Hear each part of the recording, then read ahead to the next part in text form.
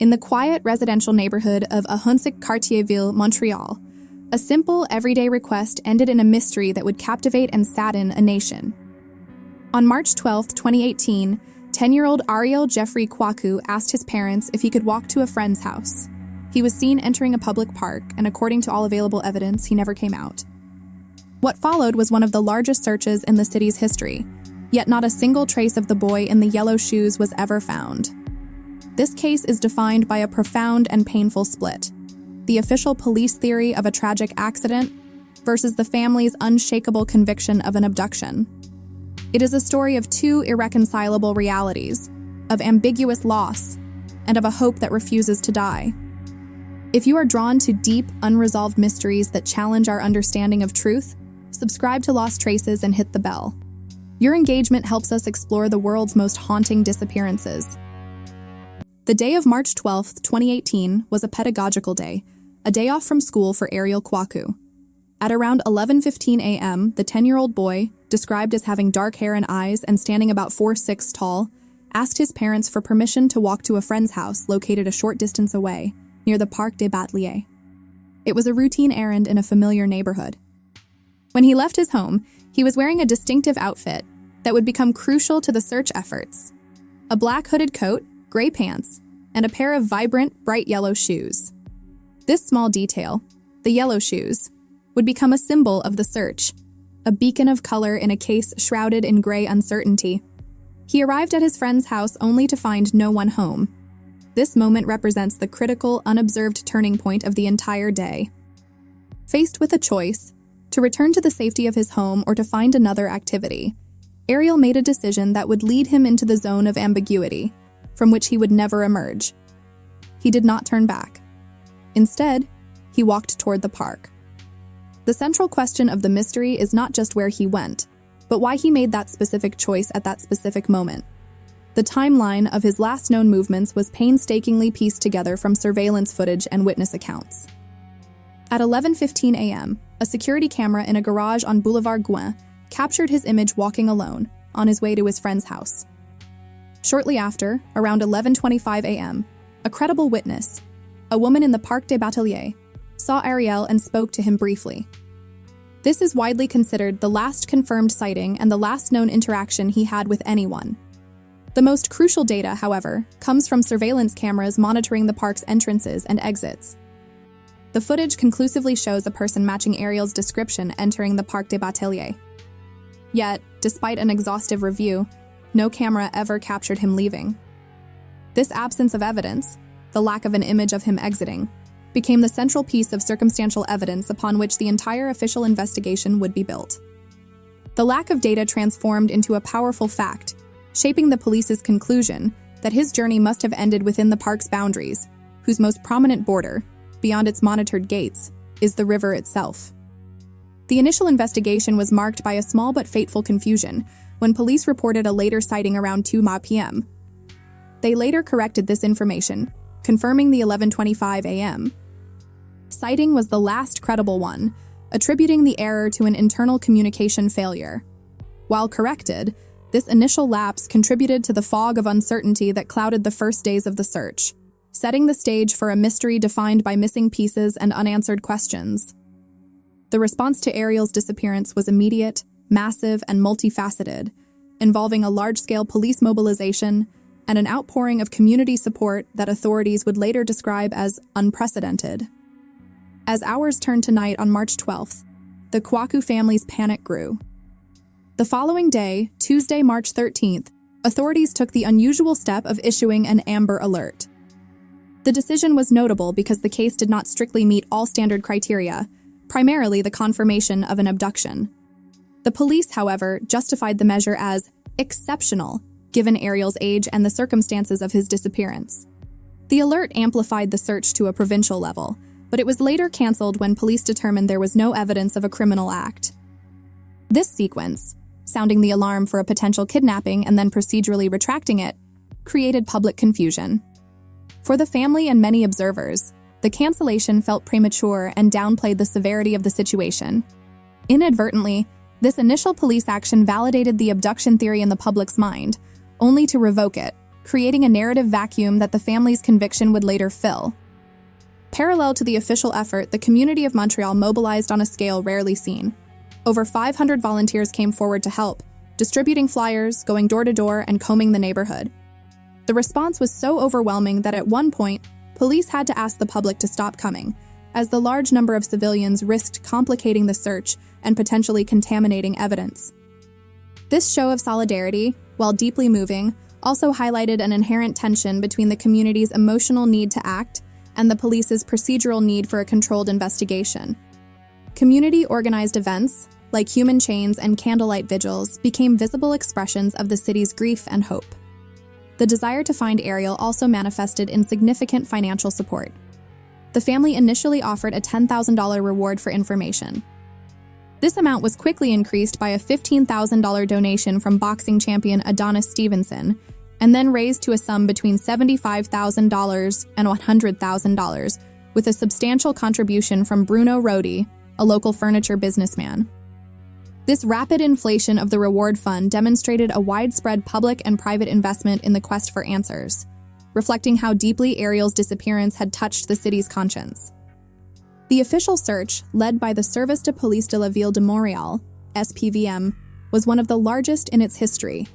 The operation included officers on foot and horseback, K-9 units, all-terrain vehicles, boats equipped with sonar scouring the river, helicopters flying over the area, and divers braving the dangerously icy waters of the Rivière-des-Prairies. A command post was set up at the Galeries Normandie shopping center to collect tips from the public, and dozens of registered sex offenders in the area were questioned as standard procedure. Yet despite this colossal effort, spanning land, air, and water, no trace of Ariel, not a single piece of clothing, not one of his bright yellow shoes, was ever found. This utter lack of physical evidence, in the face of such a concentrated search, became the first major crack in the official narrative, the first piece of fuel for a different, more sinister theory that was beginning to take root in the heart of a grieving family. Amid the frantic search and growing media attention, the SPVM began to formulate its leading hypothesis.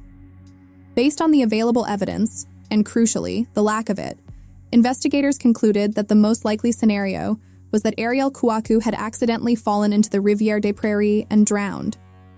This was not a conclusion based on direct evidence, but rather an investigative pattern, reached through a process of logical elimination. The police theory rested on three main pillars. The first was the surveillance evidence, the concrete footage of Ariel entering the Parc des Bateliers, and the total absence of any footage of him leaving through any of the monitored exits. For investigators, this turned the park into a kind of container. If he didn't leave by the known exits, his departure must have occurred via an unmonitored route. The second pillar was geographic logic. The most prominent and dangerous border of the Parc des Bateliers is the Rivière-des-Prairies itself. On a day in March, the river would have been partially frozen, with treacherous, icy waters, a high-risk environment for a child alone. Logic dictated that the river was the most probable, unmonitored exit from the park. The third pillar was the absence of alternative evidence. Police exhaustively investigated other possibilities.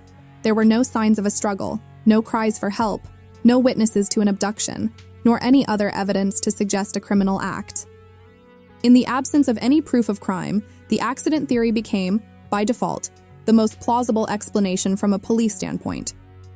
To confirm this hypothesis, the SPVM dedicated considerable resources. Police divers scoured the icy river on at least 6 distinct occasions in the initial weeks. An icebreaker was even mobilized to aid in the search of the frozen river. The searches continued in the following months, with divers returning in late May 2018 to scour the riverbed once more.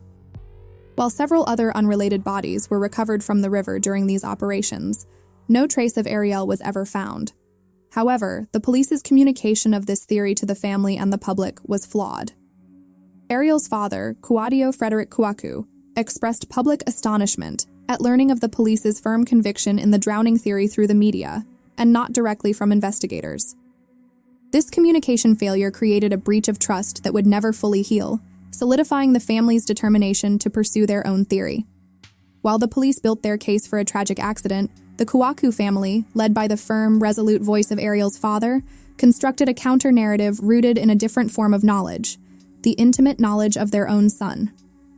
Their position was and remains unequivocal. Ariel was kidnapped. The quote, "For us, the absence of a body means Ariel is alive," became the emotional and logical pillar of the family's position.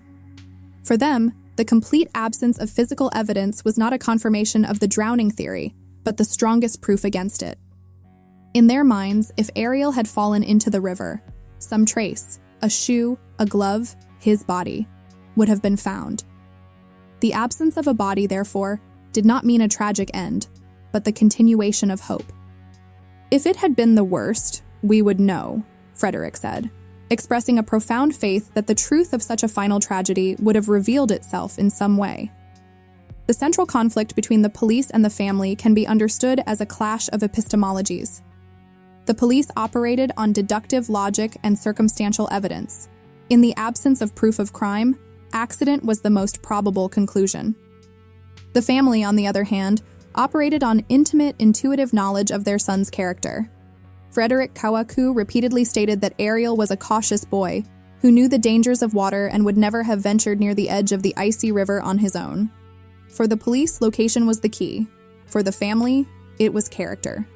These two ways of knowing were in fundamental opposition, making the debate intractable. No amount of circumstantial logic could overcome a father's certainty about his son's nature.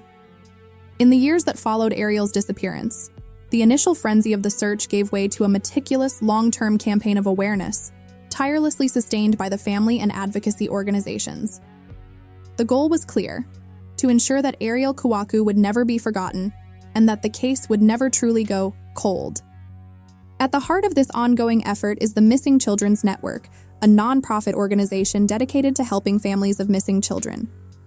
From the earliest days, the network provided unwavering support to the Kouakou family, acting as a crucial bridge between the family, the police, and the media. As the organization's director, Melanie Obu, stated, "Every missing child deserves to be remembered."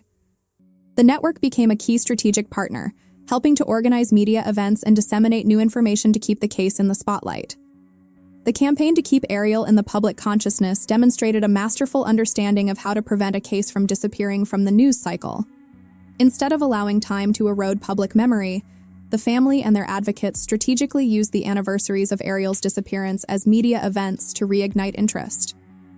On the 6th anniversary, the Missing Children's Network, in collaboration with experts from the Sûreté du Québec, released the first age-progressed photo of Ariel. The image, which showed what Ariel might look like at 16, was designed to stimulate the public's memory and provide a new face for the search. The following year, an updated poster, incorporating the aged photo, was unveiled at a joint press conference. The event was a powerful symbol of collaboration, bringing together the family, the chief of the Montreal police, and the Missing Children's Network. This public collaboration also marked an evolution in the relationship between the family and the police. While the initial relationship had been strained by the communication failure over the drowning theory, the later events showed a united public front. This did not necessarily mean the parties had reconciled their opposing theories, but rather that they had reached a pragmatic understanding that their best chance of finding answers was to present a unified message to the public, with the police chief validating the family's hope by encouraging new tips. For the Kouakou family, hope was not a passive emotion, but a conscious choice and a deliberate strategy.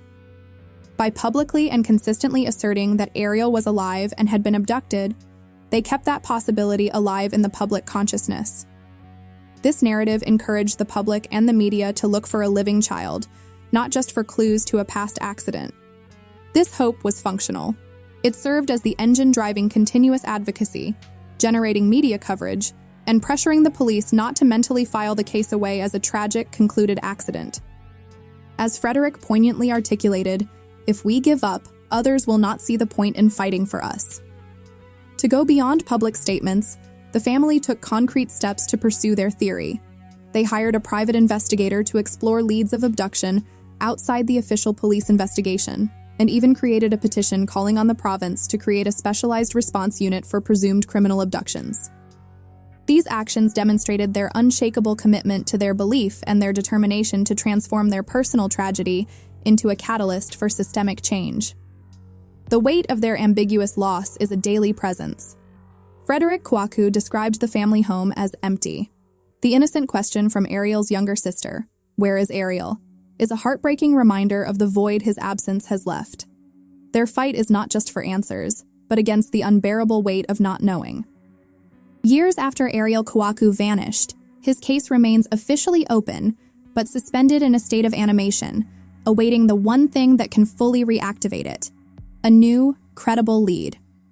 The Montreal police affirm that the file is active. However, the reality of a long-term investigation is that without fresh clues, it cannot be the focus of a full-time team. The creation of a new SPVM team dedicated exclusively to missing persons cases has offered a renewed focus on files like Ariel's, ensuring they are not forgotten within the system. The public awareness campaign has been a notable success in terms of engagement.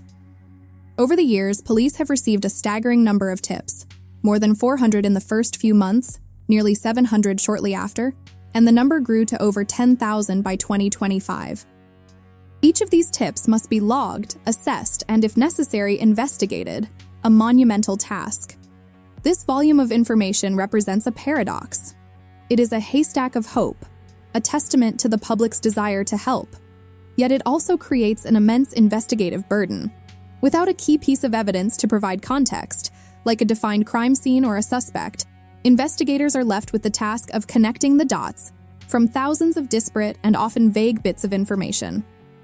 The very success of the awareness campaign creates a logistical challenge for the investigation it aims to aid.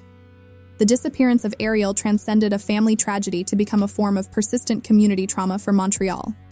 The nature of the case, a boy who vanished in broad daylight from a public park without a trace, touches on primal fears about the vulnerability of children and the fragility of everyday security. The lack of resolution has transformed it into a wound that cannot heal, a ghost story for the city, retold with every anniversary. As the Missing Children's Network noted, the absence of Ariel remains a deep pain for his loved ones and for the entire community. The case of Ariel Jeffrey Kouakou stands as a haunting testament to the power of ambiguity.